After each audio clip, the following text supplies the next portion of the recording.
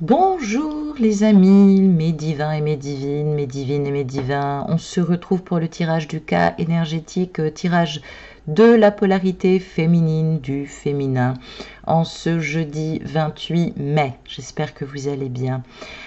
Comme à mon habitude, 2 cartes de l'oracle du chaman mystique. Nous trouvons aujourd'hui à notre gauche la carte le monde inférieur. Oh bah alors qu'est-ce qui se passe féminine? Et à notre gauche la carte la récupération d'âme. Ah, ça va peut-être nous parler aussi de faire un point en soi. Le monde inférieur, c'est le monde d'en bas, hein, celui qui détient les trésors cachés de l'humanité. Donc c'est un lieu de ténèbres, mais riche et fécond, où tu peux trouver toutes les parties déshéritées de toi-même et les aspects abandonnés de ton anima, hein, autant le dire. Donc là, on te dit avec cette carte qu'il est temps de déterrer tes trésors cachés, de ne pas te dévaloriser, pas pour que les autres aussi t'aiment ou t'acceptent. En tout cas, tu vas devoir faire ressortir les pierres précieuses que tu avais gardées dans ton cœur caché de tous et de toutes, notamment pour mieux te comprendre toi-même, féminin. Il est temps d'honorer aussi un passé et de refondre ta vie comme dans le sens d'une quête héroïque, hein, en voyageant dans le monde d'en bas, en recevant tous les dons de tes ancêtres, les épreuves aussi que tu as pu rencontrer, la façon dont tu as été blessé, ce que tu as vécu, ceux qui sont morts aussi dans ta famille et qui ont pu te libérer et t'apporter aussi du bienfait. Alors, on te pose des questions, une question déjà ce matin, masculin. Êtes-vous une de ces personnes qui n'aiment pas se pencher sur le passé? Maintenant, votre passé demande à être reconnu, entendu, accepté. C'est la seule façon de ne plus en être prisonnier et d'honorer tout ce qui s'est passé dans votre vie, de réfléchir aux leçons apprises et de poursuivre votre chemin. Si vous témoignez de votre passé et si vous apprenez ces leçons, il cessera de vous hanter, masculin. Autant le dire, donc en acceptant ces bienfaits, vous récupérez une partie manquante aussi de votre âme. Hein. C'est ce qu'on vous dit, ça tombe bien, on a la carte de la récupération d'âme. Et avec cette carte de la récupération d'âme, eh bien, j'allais dire, la récupération d'âme, c'est grosso modo la pratique. Qu'est-ce que tu pratiques? Qu'est-ce qui peut t'aider à récupérer une partie de toi-même? Comment tu travailles tes énergies, ton enthousiasme, ton innocence que tu avais perdue, masculin. On te dit qu'au début, nous utilisons la récupération d'âme pour soulager nos maux et soigner nos blessures d'enfance.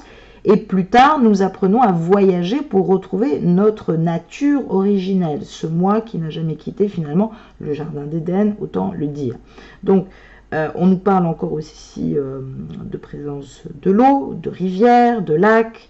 Tout ça est censé évoquer ta divinité en toi, le côté lumineux. Peut-être aussi de retourner dans le jardin d'Éden afin de mieux retrouver ton unité en toi. Donc, on te dit, et on le montre, que maintenant tu n'es plus fragmenté, que tu ne fais plus qu'un avec la création, que tu as guéri ou que tu es en train de guérir la cause de la douleur que tu ressentais depuis des lustres. Donc, tu n'as plus besoin d'y penser en fait. Hein. T'es pas un petit garçon sage, hein. Il faut vraiment pouvoir avancer. Donc, c'est vrai que tu as pu être bloqué sur de vieilles blessures et pour ne pas les entendre, tu t'es forcé de penser à autre chose. Puis là, bon, il y a peut-être eu des choses aussi qui t'ont distrait. Et là, finalement, il va y avoir un petit point de détail. Et puis tu vas te rendre compte peut-être que tu maîtrises un point de détail sur l'amplitude et le phénomène justement de cette, j'allais dire, complexité d'attirance et de difficulté en relation flamme jumelle. Donc on te dit de ne pas transiger avec tes convictions et tes valeurs les plus profondes. Pour être aimé, faut-il accepter l'autre? Ben, j'ai envie de dire oui, un minimum quand même, sinon on n'y arrivera jamais. Donc repense à ta vie, ouvre-toi, ouvre les moments que tu analyses, les moments que tu as perdus dans ta vie, engage-toi à ne jamais plus faire de compromis avec ton intégrité. Et puis la question serait aussi de se dire qu'acceptes-tu aujourd'hui au nom de l'amour, alors que tu sais pertinemment que tu n'aurais pas dû. Hein, c'est de manière générale, bien évidemment. Donc, il y a des choses qui vont s'arranger en dialogue, mais pas maintenant. Voilà, c'est ce qu'on nous dit. J'ai tiré 4 cartes de la Méodec qui nous parleront du grand carré et de la source de tes peurs, ainsi que les influences extérieures, ce que tu dois encore travailler, et puis surtout comment ne pas douter pour pouvoir amorcer ce virage de ce nouveau bond quantique qui t'est proposé aujourd'hui, principalement en connaissant l'amplitude de tes dons cachés et de tes talents cachés. 2 cartes pour commencer sur tes peurs et les influences extérieures. J'ai tiré la carte de la maison 2, il n'y a plus rien qui m'étonne, comme fait exprès, et la carte de la Vierge. Alors, cette maison 2, elle nous parle de valeur, de possession, de ressources, je l'ai dit, sur un sens global et d'ancrage. Le signe de la Vierge, en termes de vertu astrologique, nous demande de polariser sur le fait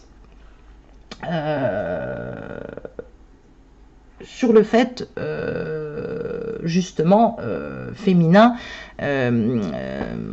comment je pourrais dire, oui, sur le fait justement de s'inspirer et de prendre soin. Donc je parlais beaucoup du jumeau parce que évidemment il faut d'abord expliquer ce que tu reçois aussi en effet miroir et ce qui est travaillé chez le jumeau, mais pour ne parler que de toi, c'est important aussi que tu te remettes en question afin de t'améliorer. Je ne dis pas que tu ne le fais pas, je dis qu'il va falloir encore le faire. Mais oui, c'est important.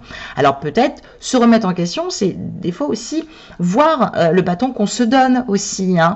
Je ne dis pas que tout est de ta faute et que tu dois tout prendre sous ton bonnet. Je dis que des fois, peut-être que tu provoques des situations parce que comme tu ne conscientises pas assez ou tu ne travailles pas assez en spiritualité, eh ben, ça peut être compliqué. Alors, cette maison 2 en Vierge, on appelle traditionnellement la maison 2 la maison des avoirs et des biens. C'est vrai qu'on l'associe à tout ce qui est lié à notre capacité d'avoir et de posséder des biens personnels, donc notre capacité d'avoir de l'argent ou non. Mais j'allais dire que c'est à la fois juste et à la fois incomplet. Ça s'explique aussi par l'opposition avec la maison 8 en face, hein, cette maison du pouvoir qui représente les biens, les avoirs sur les autres ou qui dépendent des autres. Hein. On dit de revenir à travers, revenir vers quelqu'un ou revenir à soi à travers un héritage, mais aussi la mort. On nous parle d'occulté ou d'occultisme, on nous parle de notions d'énergie immatérielle que l'on rencontre par la connexion aussi de la maison 8 qui se trouve en face, à quelques degrés près de la maison 2. Cette maison 2, elle est opposée à la maison 8 et cette opposition doit avoir un sens précis et profond parce que on comprend qu'il y a évidemment une personne là qui est en pleine évolution. Je l'ai dit par le nœud nord, on parlait justement du karma. Ça peut nous révéler évidemment un travail sur les nœuds lunaires aussi, ça nous parle d'évolution et cette évolution va nous demander d'apprendre à quitter ce besoin de l'énergie des autres. J'ai besoin de te toucher. C'est pour ça que vous confondez beaucoup la fusion et ce sentiment de fusion. Donc, on parle d'engendrer et de générer un bien-être pour soi-même avec ses propres outils féminines, hein, corporels. Donc, on t'invite à développer une pratique de bien-être qui ajusterait pour cause justement le but aussi de te rendre hommage, de prendre soin de toi. Alors ça peut nous parler d'énergie aussi autour du Reiki. Donc on dit qu'il y a des choses à comprendre, il y a des significations dans l'air qui sont envoyées à grand renfort de mèches et de poudre, mais c'est vrai qu'il y a encore des blocages significatifs malgré qu'on avance sur le chemin. Donc c'est pas négatif, mais tout n'est pas terminé. Donc le premier objectif, c'est de réaliser qu'on ne chasse pas un doudou pour s'en trouver un autre, hein, féminin, autant le dire. Donc, c'est bien de serrer très fort son doudou contre soi, mais ton masculin, c'est pas la tétée, c'est pas la tétine, c'est pas aussi ta propre énergie, c'est un acte de travail, cette énergie, surtout si tu es en flamme karmique. La flamme karmique, elle a un acte de recentrage et de travail sur nous-mêmes. Donc, tu as pu pomper beaucoup d'énergie. Et oui, Alors peut-être aussi que c'est ta force, hein, c'est en pompant de l'énergie que tu affaiblis le masculin. Bon, on peut croire aussi qu'à un moment donné, il ait pu se méfier. Donc c'est vrai qu'on parle de difficulté à marquer, à échanger, à se centrer, un sentiment aussi de ne pas avoir la capacité d'être autonome et de ne pas arriver à vivre avec sa propre énergie. Alors lorsqu'elle est puissante et qu'elle est centrée sur elle, ça peut nous parler, puisqu'on parle de la Vierge, hein, c'est pas très loin, ça peut nous parler aussi du signe du lion, le lion qui prend en charge les énergies des autres alors qu'on lui a rien demandé. Donc c'est vrai que ça vient aussi de sa propre guidance, il est informé de manière supérieure et intérieure, et puis on parle de l'univers de l'enfance, on parle des biens, on parle de l'héritage, c'est une guidance évidemment générale, donc on te demande effectivement, féminin, d'apprendre à te détacher de ta capacité à vivre uniquement de l'énergie que tu captes. Oui, Bastet, j'entends des féminines qui me disent « je sais que c'est lui, c'est pas moi, je dois prendre ». J'ai envie de dire oui et non, parlons-en. Mais très souvent, quand je fais le point avec vous,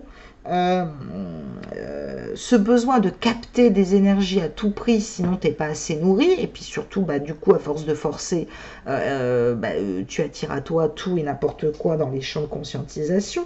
Ça nous parle de perte d'énergie, par un manque de sexualité aussi, mais par aussi une énergie matérielle. Ça peut nous parler de clair ressenti et d'occultisme. Donc cette maison 2, c'est cette maison qui fait travailler l'énergie de la capacité à capter. Et oui, donc méfie-toi parce que ça peut être très embarrassant pour la suite pour la suite à donner.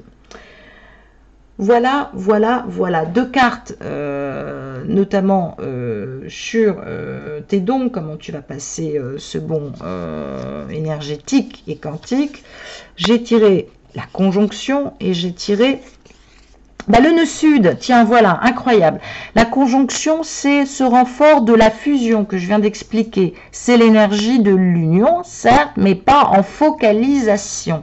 Le nœud sud, c'est les outils, les dons, les acquis, les bagages que nous ramenons du karma pour pouvoir nous incarner par le travail du nœud nord dans cette vie. On parle d'héritage sacré, autant le dire, ou d'héritage aussi symbolique de cause à effet.